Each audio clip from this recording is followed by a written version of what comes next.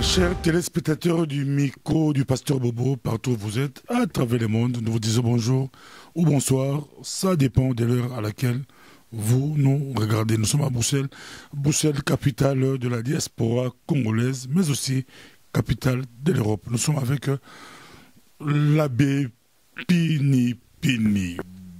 Bonjour, bonsoir, monsieur l'abbé.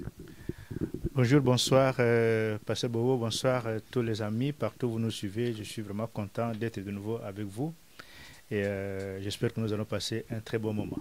On vous suit partout à travers le monde. Comment vous vous portez, monsieur l'abbé? Ben, comme la fois dernière, je me porte très bien, ça va bien.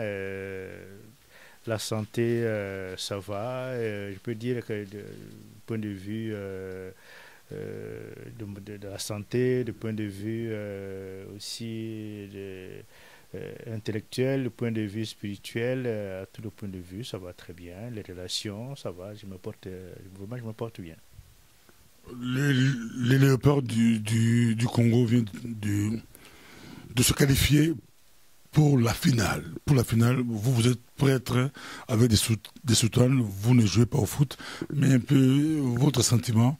On voit, on dit l'IS populaire, tous les Congolais de partout à travers le monde applaudissent les léopards.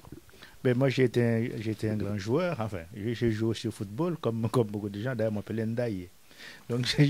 Donc, nous sommes très, très contents de cette victoire de nos jeunes gens qui nous prouvent qu'ils sont des battants, qu'ils ont de la valeur et que notre pays, voilà, qu'ils honorent notre pays. C'est tout ce que nous attendons d'eux et de tout le monde, partout où nous sommes, quelque chose que nous faisons, que nous puissions honorer notre pays, l'honneur de nos ancêtres puisse toujours aller de l'avant parce que nous sommes un grand pays. L'Afrique entière attend que le Congo se relève pour donner de l'impulsion à cette terre bénie de nos ancêtres. Et cette impulsion qu'ils donnent, nous sommes vraiment contents de cela et nous les encourageons beaucoup qu'ils puissent gagner la finale et montrer vraiment qu'ils sont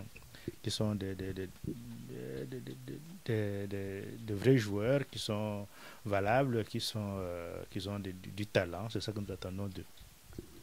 Quand le Congo a gagné le Rwanda, quelle a été votre réaction, monsieur l'abbé? Bon, je n'ai pas suivi le match, mais comme pour toute victoire, comme pour tout match, j'étais content d'apprendre qu'ils ont gagné. Je précise le Rwanda, c'est un peu autre contexte, c'est autre chose. Le Congo gagne le Rwanda. Oui, mais le Congo peut gagner le Rwanda. Le Rwanda, c'est une équipe. Hein. Nous l'avons toujours dit, nous ne sommes pas des ennemis. Hein. Nous sommes des frères. On joue au football. Donc, on joue au football. Le plus fort l'emporte. Nous sommes forts. Nous avons emporté. Nous sommes très, très contents de cela. Et nos jeunes gens, ils ont montré qu'ils sont des grands joueurs. Donc, c'est un match de football. Donc, c'est un jeu. Et là, c'est un jeu voilà, qui l'emporte, celui qui sait jouer et qui marque des buts. C'est ce qu'ils ont fait. Ils ont marqué des buts, ils ont emporté le match. Nous sommes très, très contents. Mais voilà, donc, qu'ils aient joué au Rwanda ou n'importe où, s'ils gagnent, quelle que soit l'équipe, nous sommes vraiment très contents. Mais qu'ils gagnent le Rwanda, c'est encore mieux parce que c'est le pays organisateur, il paraît. Donc, de ce que j'ai appris, si on bat le pays organisateur, c'est qu'on est vraiment une grande équipe. Hein. On vous suit, c'est vraiment très bien. Nous sommes avec vous, monsieur l'abbé. Pour la majorité des Congolais, on dit, même si la RDC est éliminée ou ne prend pas la coupe, rate la coupe, pour eux, ils ont déjà gagné le Rwanda. Ils ont fait plaisir à leur population. Tout le monde est content. Il fallait à tout prix battre le Rwanda. Vous allez match Moutakon Dima. Apola.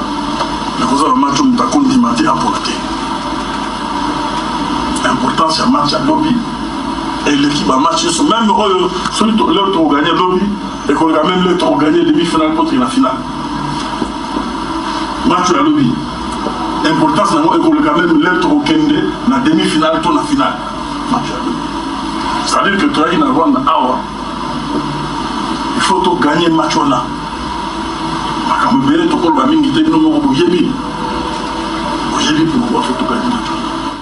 Le contexte de guerre, le contexte de l'Est, là, pour le Congolais, il fallait battre le Rwanda. Même si on rate la coupe, ce n'est pas important. Ben oui, je crois qu'il fallait bien battre le Rwanda, qui est le pays organisateur, comme je l'ai dit. Il fallait le battre chez lui et lui montrer que voilà, nous sommes plus forts que le Rwanda et que le Rwanda, face de nous, si nous avons des mêmes armes, nous allons les battre. Moi, je dis aux gens, voilà, le Rwanda, même quand nous parlons de la guerre qu'ils sont en train de nous faire, je dis le Rwanda, il n'y a même pas une usine de rayons de vélo au Rwanda. Donc, ce que le Rwanda a, ce n'est pas les Rwandais qui sont en train de faire des choses au Rwanda. Ce n'est pas le Rwanda qui construit le Rwanda. Le Rwanda est construit aujourd'hui par d'autres personnes qui sont extérieures au Rwanda et qui viennent implanter au Rwanda des comptoirs de diamants, des comptoirs de l'or, tout cela. Mais ce n'est pas le Rwanda, ce n'est pas le Rwandais. Qui sont les Rwandais, la population rwandaise, elle est aussi, comme la nôtre, elle est absente dans ce domaine de décision. Donc elle est menée par des gens qui veulent du tort à l'Afrique.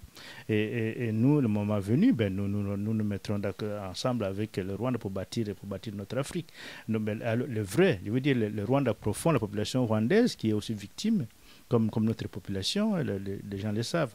Donc maintenant, nous sommes dans ce contexte de jeu et de football et que notre équipe puisse montrer qu'elle est une grande équipe, qu'elle a des qualités, que ces qualités se voient, que ces qualités puissent qu'ils aillent de l'avant avec les qualités qu'ils ont, pas seulement gagner cette coupe, mais aussi les autres coupes qui vont venir et qu'ils viennent aussi montrer au monde entier les talents qu'ils ont du point de vue du football.